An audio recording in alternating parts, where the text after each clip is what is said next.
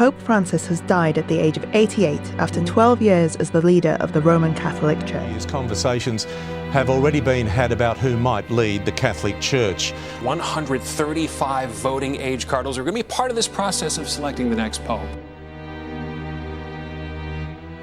As the Catholic Church prepares for its next papal conclave, speculation is mounting over who might succeed Pope Francis, who passed on Easter Monday. While predicting the outcome of the secretive election process remains notoriously difficult, a handful of cardinals are emerging as strong contenders. Among them, two African figures who could make history. Cardinals Peter Turkson of Ghana and Robert Sarah of Guinea are both being closely watched. Turkson, aged 76 years old, has long been an influential voice on social justice, climate change, and human rights. Though he has maintained the Church's traditional teachings on marriage and priesthood, he has shown a willingness to critique the harsh anti-LGBTQ+ laws in Africa, arguing for more compassionate responses.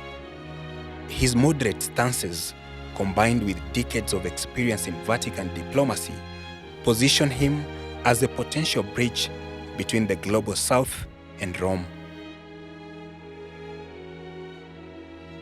Robert Sarah, aged 79, represents the more conservative wing of the Church, a vocal critique of modern gender discourse and a staunch traditionist. Sarah has previously aligned with former Pope Benedict XVI on issues such as clerical celibacy. His election would signal a sharp turn away from Pope Francis' progressive reforms.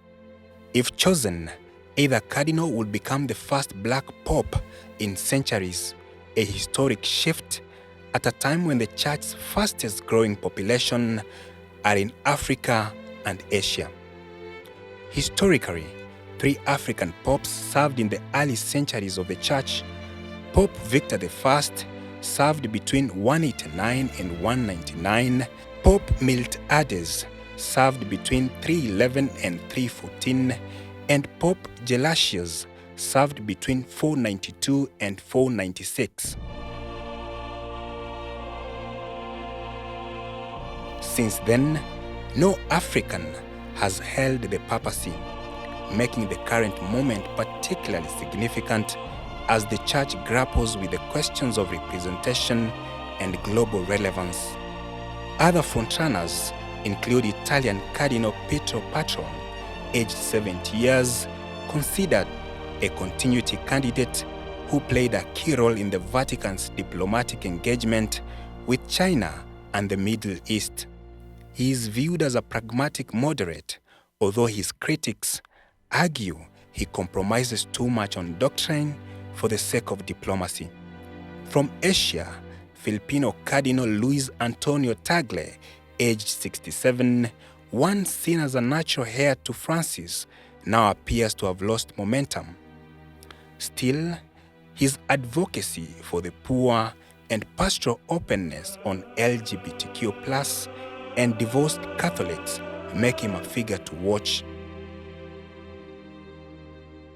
Hungarian Cardinal Peter Edo, aged 72, stands out as a leading conservative voice and could represent a break with Francis's direction. Known for his intellect and defense of doctrine, Edo has also drawn criticism for aligning with Hungary's nationalist leadership on migration issues.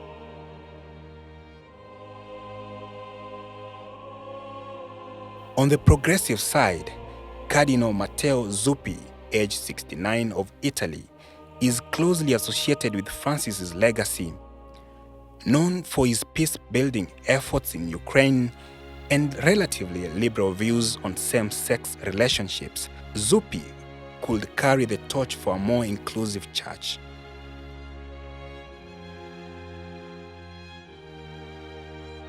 Portugal's José Tolentino Calaça, at 59, is among the youngest candidates. Although close to Francis, his age and progressive views, particularly his openness to modern cultural issues, may prove too controversial for traditionalists. Other names in contention include Malta's Mario Grech and the Italian Pierbattista Pizzaballa, the Latin Patriarch of Jerusalem, known for his advocacy for Christians in the Holy Land and his personal sacrifice during the Israel and Gaza conflict. The election will follow centuries-old Vatican traditions. The College of Cardinals, composed of those under 80 years old, will cast sacred ballots inside the Sistine Chapel. Rwanda's Cardinal Kambanda is set to participate in the election of a new pope. This marks the first time in history that a Rwandan will be among the cardinal electors in a papal conclave. At 67 years old, he is not only a voter in the upcoming conclave, but also a potential candidate for the papacy. For a candidate to win, he must secure a 2/3 majority. If no consensus is reached in a round, the ballots are burned and black smoke rises from the chapel's chimney, signaling to the world that the conclave continues. White smoke, however, will announce the moment the church has chosen its new leader.